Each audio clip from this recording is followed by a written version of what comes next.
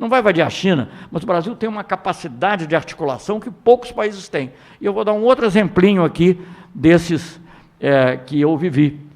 Na parte econômica com relação ao Japão, na parte econômica comercial. A posição do Brasil tinha ficado tão forte pela capacidade que ele teve de articulação na América do Sul, na África, com outros países em desenvolvimento, com Índia, com China. O Brasil liderava, a China ficava atrás. Quer dizer, tão forte. As principais reuniões durante um período aí de uns 5 anos, 4, 5 anos, as principais reuniões da OMC, no passado era assim, o núcleo de todas as negociações, no passado era Estados Unidos, União Europeia, Japão e Canadá. Depois do Brasil criar um G20 comercial e ter que fazer essas articulações todas, passou a ser Estados Unidos, União Europeia, Brasil e Índia. Uma mudança coperniciana, né, se poderia dizer, 2 países em desenvolvimento no núcleo das negociações. Então, uma vez veio uma delegação do Congresso japonês, que é sempre muito, acompanhando muito o que faz o Executivo, veio aqui uma delegação e conversou comigo, pouco, mas conversou mais livremente com então o chefe da área econômica do Itamaraty, meu assessor, no caso, que era o Roberto Azevedo, que hoje é o diretor-geral da OMC, da Organização Mundial do Comércio. Mas na época ele era secretário adjunto para comércio. E chegaram para ele e perguntaram, eu não vou passar uma coisa politicamente incorreta aqui de ficar imitando o sotaque de ninguém, mas isso assim, no comércio internacional, é mais engraçado falando em inglês e com sotaque, mas enfim, no comércio internacional, o Japão grande, Brasil pequeno. Eles não gostam muito do verbo. No comércio internacional, Brasil grande, russo também não. Brasil grande, Japão grande, Brasil pequeno. Na OMC, Brasil grande, Japão pequeno. Como é que pode? Então, esse é o exemplo, eu acho, mais forte do que é o poder brando falado da diplomacia.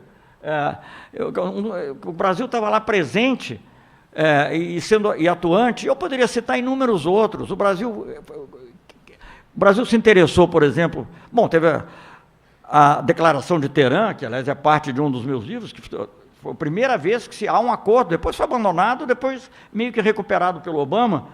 A Declaração de Teherã sobre o programa nuclear iraniano foi um pedido do Obama ao Lula. O Obama disse para o Lula, eu estendi minha mão e não fui correspondido. O programa nuclear iraniano é um problema central da segurança internacional. E eu preciso de amigos que falem com quem eu não posso falar.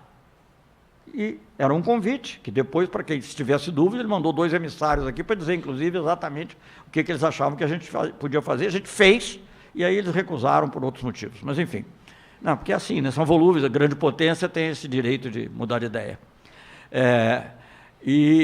Mas, enfim, então, esses exemplos, a convite que eu mencionei rapidamente para a Conferência de Anápolis, que era o relançamento do mapa do caminho para a paz no Oriente Médio, Brasil, Índia e África do Sul, coincidência ou não, os 3 países do IBAS, foram os 3 únicos países em desenvolvimento, não árabes e não islâmicos, convidados para essa conferência. Então, tudo isso se junta, papel no OMC, participação no G8 ampliado, que era o G8 mais 5, tudo isso se junta. Então, qual é a grande distorção que existe hoje que eu vejo? Primeiro, a recusa da multipolaridade e uma aceitação da hegemonia norte-americana como indiscutível. Nós nunca tivemos um presidente que tenha visitado a CIA. Aliás, eu nunca vi, eu morei 2 vezes nos Estados Unidos, pode ser que haja outro exemplo, eu não sei. Eu nunca vi um presidente de qualquer país ir à CIA. Porque mesmo aqueles que têm uma relação íntima com a CIA não querem mostrar, né? Mas aqui hoje nós vivemos, e eu fico espantado que isso não seja um assunto que incomode a mídia brasileira, mesmo a mídia, digamos, da elite, porque a própria elite brasileira, mesmo nos seus piores momentos, nunca foi, que ela era subserviente, mas ela disfarçava. Você dava um jeitinho aqui, outro jeitinho ali. Visitar a CIA, nunca vi. Bom, então, e eu estou falando, não estou falando de atitudes individuais, não, eu estou falando de uma opção. Enquanto nós tínhamos optado por uma multipolaridade, pela evitar uma potência hegemônica, e agora há uma opção estreita por uma coisa totalmente subserviente a uma linha dos Estados Unidos. Baseada, a meu ver, numa leitura totalmente errada da realidade de que vai haver inevitavelmente uma guerra entre Estados Unidos e China e que o Brasil tem que ficar do lado dos Estados Unidos. Eu acho totalmente errado. E países importantes, né, como esses europeus que participaram da rota, agora da reunião da nova Rota da Seda, tem um outro nome, Belt and Road Initiative, demonstra. O Japão participa. Eles não querem a hegemonia chinesa, mas eles reconhecem que a China tem um papel importante. Vamos tentar equilibrar esse jogo. Isso é útil. Né? Então, essa visão de que o Brasil é necessário para o multipolar, eu vou, acho que, encerrar com isso. Há pouco tempo, fizemos um seminário aqui na Fundação Perseu Abramo, que vieram vários ex-chefes de governo europeus. Um deles era o Dominique de Villepin, que foi ministro do exterior da França, que mais se opôs, na época ele era ministro do exterior, depois ele foi primeiro-ministro, à invasão do Iraque, a segunda invasão do Iraque, em 2003, sem apoio da ONU. E ele disse, não, eu vou participar desse seminário, aliás, ele até me incentivou a fazer o seminário, porque o Brasil é importante para o mundo, para a paz no mundo, mas precisa ser um Brasil democrático. É um Brasil que respeite aí, vocês todos tirem as consequências do que é ser um Brasil democrático, com plena liberdade de expressão, sem presos políticos, ainda que, digamos, com formalidades jurídicas aparentes que justificariam a prisão. Enfim, um Brasil que seja visto pelo mundo como um país realmente independente e capaz de atuar. E só porque eu falei, não disse o que eu queria dizer. Dentro a maior distorção de todas é você identificar esse ataque ao multilateralismo com a ideia de soberania. O atual ministro mudou, inclusive, o nome, da secretaria que trata de assuntos multilaterais no Itamaraty. Eu não sei se o nome é maior, talvez, mas ele é Secretaria de Soberania. Por quê? Porque a ideia de soberania dele não é resistir aos Estados Unidos, ou à China, ou a quem queira, digamos, tomar o nosso pré-sal, ou tomar a nossa Embraer, ou tomar a nossa Petrobras, para falar de coisas que estão acontecendo efetivamente. Não. A ideia de soberania é se opor aos organismos multilaterais, numa imitação servil da política norte-americana, que não tem nada a ver com a nossa realidade, mesmo do ponto de vista, digamos, dos nossos interesses econômicos e comerciais mais imediatos. Então, é isso que eu queria falar. Eu não enfatizei suficiente, mas eu acho que é importante dizer, em todos esses esforços que o Brasil fez, havia sempre dois objetivos muito importantes. Entre outros, o desenvolvimento, né, a melhoria das condições humanas em que as pessoas vivem, o que se espelha em aumento de comércio, melhoria de possibilidades, enfim, podemos falar sobre isso se for necessário, e a paz. Quando a gente fala da integração sul-americana, por exemplo, o comércio é muito importante e evoluiu muito no Mercosul, mas a mídia brasileira tinha mania de falar mal do Mercosul, e embora o Mercosul, só para dar um dado, é difícil parar, né?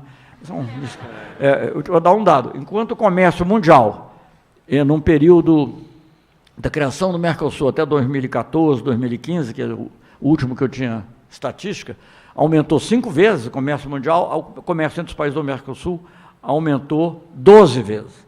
Então não se pode dizer que tenha sido um fracasso de jeito nenhum, apesar de todos os problemas. Claro que a gente queria que fosse um êxito maior ainda, mas não foi fracasso.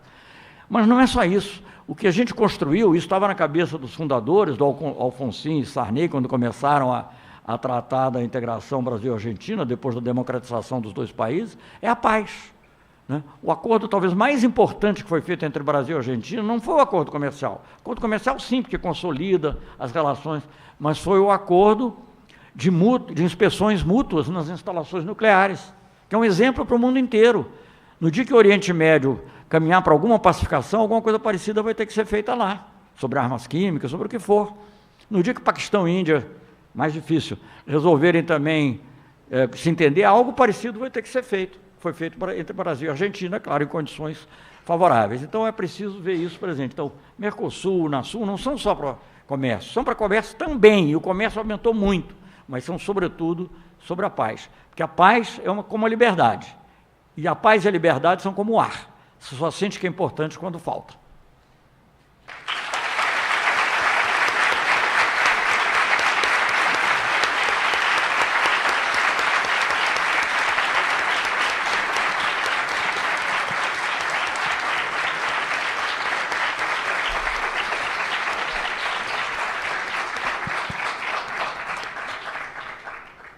Muito obrigado, professor Amorim. Agora a gente vai começar a nossa rodada de perguntas. E como vai ter uma sessão de autógrafos logo mais e... Três perguntas? Então vai ter uma sessão de autógrafos logo mais do evento e o pessoal do noturno já vai começar a aula logo logo. Então a gente vai fazer umas 3 perguntinhas diretas e aí o senhor responde e a gente tem uma fala final, mais ou menos, né? E finaliza a palestra. Olha, uma moça aqui, uma moça lá no fundo, um rapaz aqui, pronto. A moça lá no fundo, foi a primeira que levantou a mão.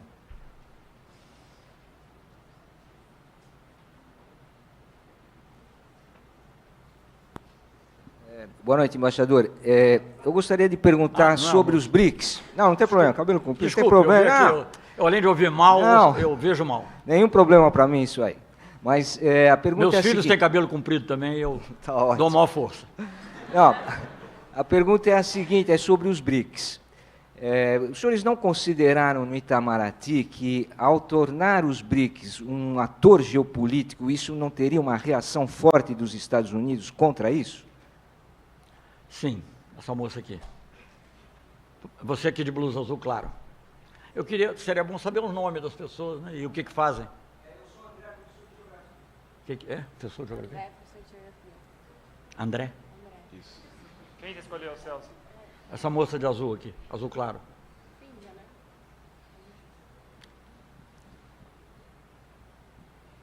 Boa noite. Meu nome é Laura, eu sou do primeiro semestre de Relações Internacionais. E sobre o Mercosul, eu queria saber sua opinião sobre qual que é a tendência atual. Se é de ele se fortalecer ou ele se enfraquecer e perder a relevância para o Brasil e para o bloco em si. Um BRICS, Mercosul. Você, aqui, de branco. Depois mais uma moça para manter o equilíbrio de gênero. Eu me enganei aí sobre o primeiro. Meu nome é Hélio, e eu gostaria de saber o seguinte, no governo Lula, na minha opinião, em 12 anos teve 2 equívocos. O primeiro foi em relação à declaração do presidente boliviano, Evo Morales, de que o Acre não vale o preço do cavalo. Quer dizer, o presidente boliviano estava reivindicando o Acre. Presidente Evo Morales. Reivindicando o Acre e o governo Lula ficou quieto. A segunda questão foi a questão do Paraguai, quando o presidente Lugo falou que não pagaria os 40% da energia de Itaipu. Eu não entendi. Mas faria o quê? A energia de Itaipu tem uma energia que o Paraguai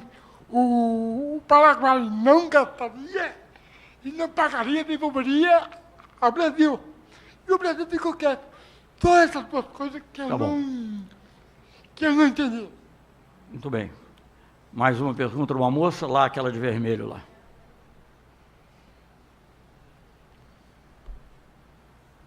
Boa noite, eu sou a Natália, da Unifesp, faço Relações Internacionais, ou como o ministro da Educação chamaria de Reprodução Humana no Exterior. No caso, eu gostaria de saber um pouco sobre... Eu gosto bastante de geopolítica, eu gostaria de saber um pouco sobre as questões energéticas, desenvolvimento energético do Brasil, e principalmente pensando no BRICS, como o Brasil é o único país que não tem arma nuclear. Então, assim, eu queria saber sobre essa questão geopolítica e do desenvolvimento da energia no ponto de vista de conseguir ser uma potência mundial sem esse desenvolvimento energético que o Brasil Sem desenvolvimento o quê? Energético? Isso, exato. Pode fazer uma aqui, o privilégio aqui de presidente, aí acabou. Não sei se você quer fazer também. Tá bom, fala. Como é o nome dela? Natália. A minha pergunta foi, a gente formulou antes do centro acadêmico, que eu queria que você falasse um pouco sobre a ascensão da extrema-direita como algo... A ascensão da extrema-direita num aspecto mais global e de como, acho que, os campos tradicionais estão perdendo um pouco de território. Então, acho que partidos tradicionais no mundo inteiro têm diminuído suas cadeiras nos parlamentos e acho que isso é uma questão que a gente se indaga um pouco. Eu queria saber um pouco sua opinião sobre isso. Eu não entendi bem, Ana. Acho que Qual é o tema central? sobre a ascensão da extrema-direita e de esses partidos novos, movimentos novos, e o escanteio que tem ficado partidos e grupos que são tradicionais em grandes repúblicas. E como que as forças progressistas podem barrar esse processo de avanço da extrema-direita? Bom, começar pela última, né? Eu acho que nós temos que, sobretudo, recuperar, como eu disse, o discurso racional. Não é fácil, mas vocês são universitários, isso é tarefa de todos. Eu não creio que isso seja só tarefa de um partido político, de alguns partidos políticos. Eu fiz uma reunião da CUT, falei também, isso é uma tarefa dos sindicatos, é uma tarefa de todos. Vamos recuperar o discurso racional. Você tem ideia diferente? Vocês acham que deve haver a reforma da Previdência? Venha com seus argumentos e permitam-me colocar os meus. Mas não queriam nem dar os dados, gente. Você não pode nem contestar os dados, porque não davam os dados misteriosos. Finalmente não acabaram sendo obrigados a liberar. Mas então, eu acho que é preciso ter uma conversa com todos. E eu acho que o problema hoje é um problema muito complexo, mas você vê que na Espanha continua havendo um avanço da extrema-direita, mas o Partido Socialista subiu também agora, né? Então, não é uma tendência mundial, mas não é uma tendência, digamos, inevitável, inelutável. O caso do Brasil a mim me impressionou muito, nunca achei possível que isso fosse acontecer, sinceramente, nunca achei possível, o que revela a minha ingenuidade, certamente, como também nunca achei provável, pelo menos não diria possível, mas nunca achei provável que o Trump fosse eleito nos Estados Unidos. O meu pensamento, sempre quando mesmo nas vésperas da eleição, eu dizia, o povo não vota num presidente do qual ele vai se envergonhar, mas vota. Vota, movido pelo medo, pelo ódio, pela noção de diferença, você não vai, pela antissolidariedade, né? Quer dizer, nós não queremos, eu quero ganhar do meu vizinho, ou então do meu empregado, ou sei lá do quê. Então, é contra as cotas, é contra... Enfim, eu não vou entrar em toda essa política, porque é muito complicado, mas eu acho que é isso que existe. Nós temos que recuperar o discurso racional. E o discurso racional vale para a política externa também, né? A condição essencial para que o Brasil... O Chico Buarque, que eu acho que é uma pessoa talvez de muito mais audiência do que eu, ele fez um bom comentário quando ele disse que apoiaria a presidenta Dilma. Não estou fazendo propaganda política, não, estou descrevendo fatos, para não criar aqui problema. Descrevendo fatos, quando a Dilma foi candidata a primeira vez, disse, não, eu vou votar na Dilma porque eu gostei muito, entre outras coisas, gostei muito da política externa do presidente Lula, porque ele fala grosso com os fortes, ele fala manso com os fracos e grosso com os fortes. Então, essa, digamos, é a concepção. O que nós queríamos? É muito fácil você ser forte e afirmar a sua força com a Bolívia e com o Paraguai. Muito fácil. Tem consequências. Primeiro que, por exemplo, no Paraguai tem 200 ou 300 mil brasileiros ou descendentes brasileiros sobre os quais nós não podemos fazer nada. Na Bolívia também tem muitos brasileiros empresários, donos sobretudo, criação de gado e soja, etc., mas também muitos brasileiros humildes que vivem nas regiões próximas às fronteiras. E nós tínhamos que lidar com essa realidade também. E toda a retórica, ele nunca fez uma reivindicação sobre o Acre. Ele fez uma alusão à maneira como o Acre foi adquirido para, digamos, se fortalecer, mas não fez nenhuma reivindicação, nunca entrou em nenhuma discussão séria, e pelo contrário, ele fez várias ações. Eu fui à Bolívia, dizer que não falou nada não é correto. Nós tivemos uma discussão importante, não é verdade, é porque você não pode se basear no que diz a mídia brasileira, que queria ser contra o presidente Lula. Agora, sim, nós nos dispusemos a negociar. E você sabe quanto foi o aumento do gás boliviano depois de toda a conversa? 10%, 12%. Aumento totalmente absorvido pela realidade brasileira, totalmente absorvido. Ninguém mais fala que o gás boliviano pesa na tarifa energética no Brasil. No começo houve até essa preocupação, mas muitos outros fatores pesam muito mais. E durante todas as vezes, eu vou repetir uma frase, tem uma amiga minha que até convidei para vir aqui, mas não veio, que ela sempre você sempre repete a mesma coisa. Eu falei, o que eu posso fazer? A realidade é essa. Então, não faltou gás, energia, quem falou de política energética. Gás, energia, nunca faltou uma molécula de gás para o Brasil, num período de crescimento econômico intenso.